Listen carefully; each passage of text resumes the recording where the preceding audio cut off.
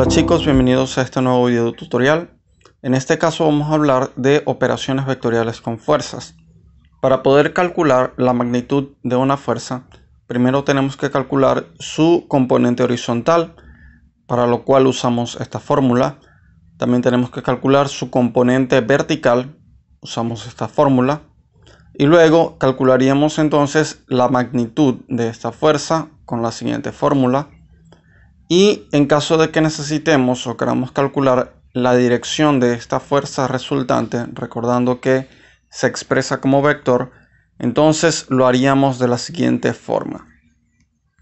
Veamos el siguiente ejemplo.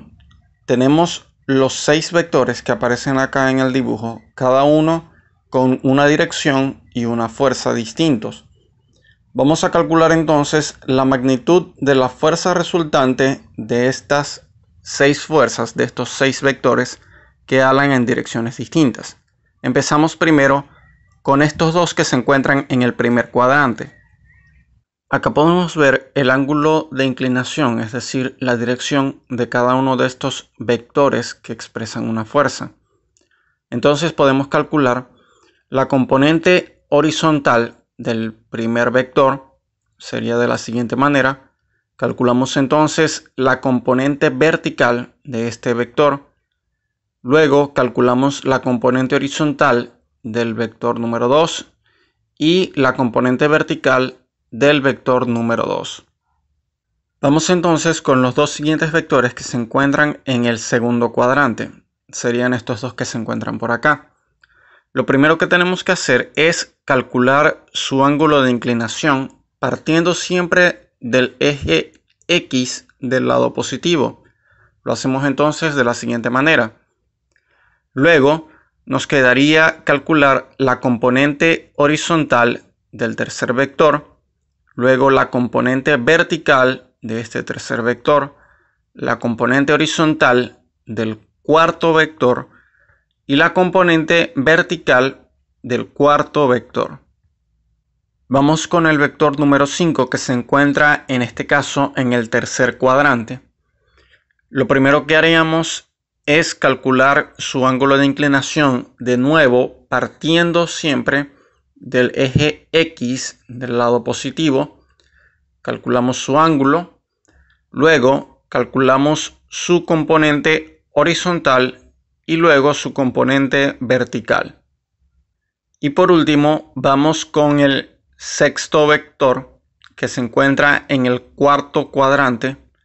Calculamos entonces ese ángulo de inclinación partiendo del eje X positivo. Acá podemos ver que da casi una vuelta completa.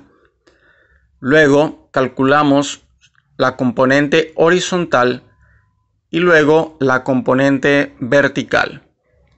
Lo siguiente que tendríamos que hacer sería sumar todas estas componentes horizontales de cada uno de estos vectores y obtendríamos el siguiente resultado. Para el caso de la componente vertical de la fuerza resultante, igualmente sumamos las componentes verticales de cada una de estas fuerzas y obtenemos este resultado.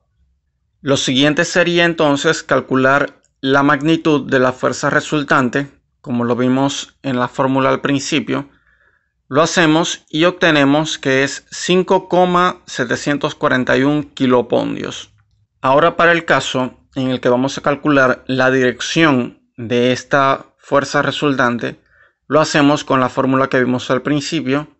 Sería entonces el resultado menos 61,685 grados. En el dibujo, en el plano cartesiano, me quedaría de la siguiente manera, ya que el ángulo es negativo. Lo medimos en sentido de las agujas del reloj, ¿okay? Y entonces me quedaría partiendo desde el eje X positivo de la siguiente manera. Cuando calculamos cada una de las componentes de la fuerza resultante, pudimos ver que en el caso de la componente horizontal, este resultado era negativo, y en el caso de la componente vertical de esta fuerza resultante, el resultado era positivo. Por lo tanto, ese vector de la fuerza resultante se encuentra en el segundo cuadrante, lo que nos diría entonces que el vector de la fuerza resultante va en este sentido y este es su ángulo de inclinación partiendo del eje X positivo. Bueno chicos, este ha sido el video tutorial de esta oportunidad. Espero que se haya entendido todo muy bien. Recuerden que si tienen alguna duda pueden comunicarse conmigo. Nos vemos en la próxima.